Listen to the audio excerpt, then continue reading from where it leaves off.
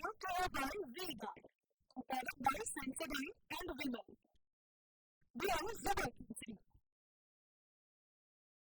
પછી ગરમીથી ખરેખર મતદારો પરેશાન છે। બનાસકાંઠાની વાત કરીએ, થરાદમાં ગરમીથી મતદારો પરેશાન છે।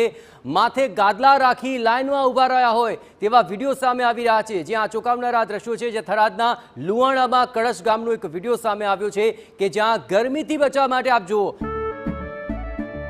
કેસરિયાથી મન જોગી થયું રે, દિલ ઝૂમે જુઓ મત મસ્ત થયું રે, કેસરિયાથી મન જોગી થયું રે। हर पल मनाओ केसरी त्योहार।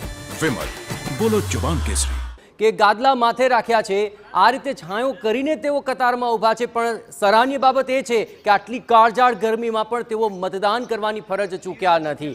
અને જો કે પરિસ્થિતિઓ આ તમામ જે જણાઈ રહી છે તેમાં મતદાન થઈ રહ્યું છે તે સૌથી સારી બાબત છે। વધુ વિગતે વાત કરવા માટે જોડાઈ રહ્યા છે ટીવીના સંવાદદાતા અતુલ, આ એક ચોંકાવનારા દ્રશ્યો ચોક્કસપણે સામે આવી રહ્યા છે, પણ જો તેની હકારાત્મક બાબત જોઈએ તો મતદાન કરવાનું તેઓ ચૂકતા નથી। માથે ગાદલા છે તડકોથી બચવા માટે, પણ મતદાન કરવા માટે કતારમાં ઊભા છે। પણ વ્યવસ્થાઓને લઈને મારો સવાલ છે, શું કોઈ વ્યવસ્થા ન થઈ કે જેને લઈને મતદારોને આવી પરેશાનીનો સામનો ન કરવો પડે? અતુલ,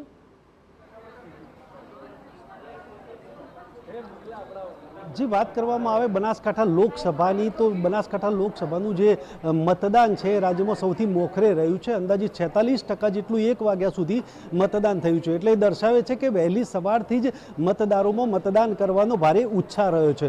ક્યાંક ને ક્યાંક ગ્રામ્ય વિસ્તાર હોય કે શહેરી વિસ્તાર, આ તમામ જગ્યાએ વહેલી સવારથી જ કતારો લાગી છે। અને આજે છે એ 41 અથવા 42 ડિગ્રી તાપમાન હોવા છતાં પણ મતદારોમાં આ ઉત્સાહ ઓછો થયો નથી। અને જેનું પરિણામ છે કે રાજ્યમાં બનાસકાંઠાનું મતદાન સૌથી મોખરે છે।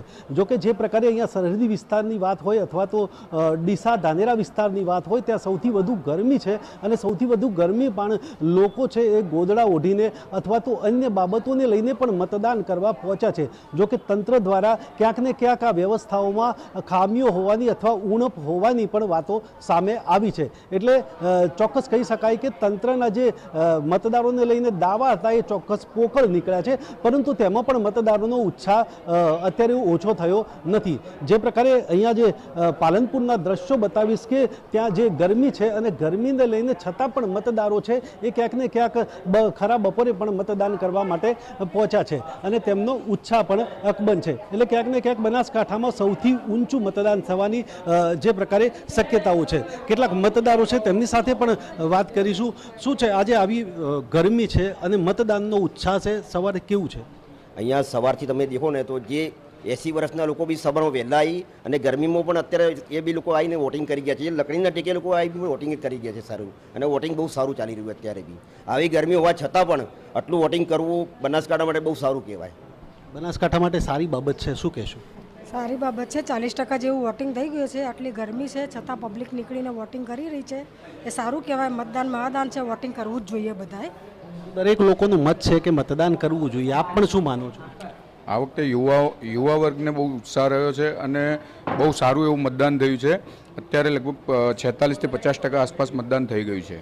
જે પ્રકારે મતદારોમાં જે પ્રકારે ઉત્સાહ રહ્યો છે સવારથી જ, ત્યારે વાવ, થરાદ, ભાભર, સુઈગામ જેવા સરહદી પંથકોમાં પણ જે મતદારોએ ઉત્સાહ દર્શાવ્યો છે। સૌથી વધારે એટલે કે 51% જેટલું 1 વાગ્યા સુધી થરાદમાં મતદાન થયું હતું। અને જે આંકડા દર્શાવે છે કે લોકો આજે છે સ્વયંભૂ મતદાન કરવા માટે ઘરની બહાર નીકળ્યા છે, અને એનું કારણ છે કે આટલું ઊંચું મતદાન થયું છે। જી બિલકુલ અતુલ, તો થરાદમાં અત્યારે સીધા દ્રશ્યો પર સંવાદદાતાએ દેખાડ્યા કે જ્યાં ગાદલાઓ લઈને લોકો મતદાન કરવા માટે ગયા છે। આ તરફ અમારા સંવાદદાતા Declared by VGuard, appointed by Sensodyne and Women.